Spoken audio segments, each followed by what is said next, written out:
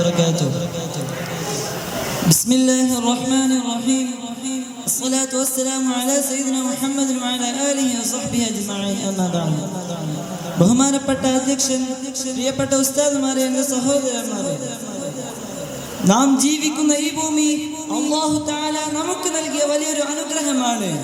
മനുഷ്യനെ സൃഷ്ടിക്കുന്നതിന് മുമ്പ് തന്നെ ഭൂമിയെയും അതിലെ സകല ജരാചരങ്ങളെയും അല്ലാഹു തആല ഈ ഭൂമിയെ സംവിധാനിച്ചിരിക്കുന്നു. ഖുർആൻ പറയുന്നു, ആകാശങ്ങളെയും ഭൂമിയെയും സൃഷ്ടിച്ചത് അല്ലാഹുവാണ്. മഴ വർഷിപ്പിച്ച് മണ്ണിനെ ജീവസുറ്റതാക്കിയതും അവൻ തന്നെയാണ്. ഇത് പ്രകൃതിയെ നശിപ്പിക്കാനല്ല, മറിച്ച് ആ പ്രകൃതിയെ സംരക്ഷിക്കാനാണ് അല്ലാഹു തആല നമ്മെ ചുമതലപ്പെടുത്തിയിട്ടുള്ളത്.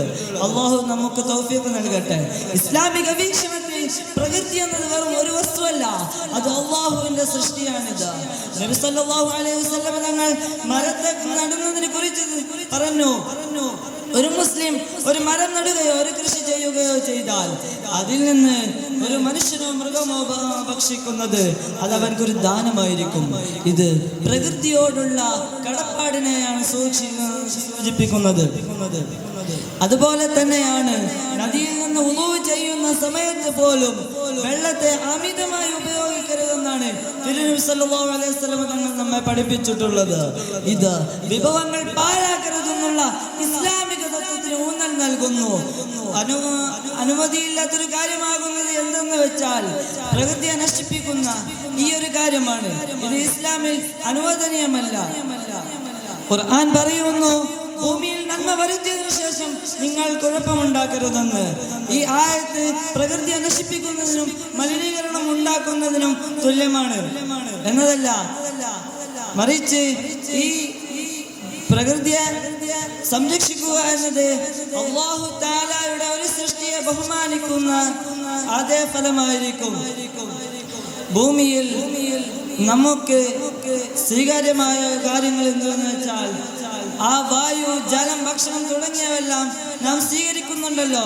പക്ഷെ ആ ഭൂമിക്ക് നമ്മൾ എന്താണ് തിരിച്ചു നൽകുന്നതെന്ന് നാം സ്വന്തം തന്നെ ചോദ്യം ചെയ്യേണ്ടതുണ്ട്. ഭക്ഷണം, മറ്റു കാര്യങ്ങളെയും നാം സ്വീകരിക്കുന്നു, എങ്കിലും ആ ഭൂമിക്ക് നാം മാലിന്യങ്ങളും മലിനീകരണവും വൻതോതിലുള്ള വനനശീകരണവും അല്ലാതെ മറ്റ് എന്താണ് നമ്മൾ നൽകുന്നത്? പ്ലാസ്റ്റിക് മാലിന്യങ്ങൾ കൊണ്ട് പുഴകൾ നിറഞ്ഞിരിക്കുകയല്ലേ. ഇത് സസ്യങ്ങൾക്കും മറ്റു കാര്യങ്ങൾക്കും ബുദ്ധിമുട്ടും നശിക്കുന്നതിനും കാരണമായിരിക്കുന്നു. പ്രകൃതിയെ ബഹുമാനിക്കുക എന്നത് നല്ലൊരു കാര്യമായിരിക്കുന്നു. അല്ലാഹു തആലയുടെ പ്രതിഫലത്തെ ഉദ്ദേശിച്ച് നാം ഈ ഉദ്യാനത്തിൽ ഒരുമിച്ച് നിൽക്കാം. വആഖിറു ദഅവാനാ അൽഹംദുലില്ലാഹി റബ്ബിൽ ആലമീൻ. അസ്സലാമു അലൈക്കും വറഹ്മത്തുള്ളാഹി തആല വബറകാതുഹു.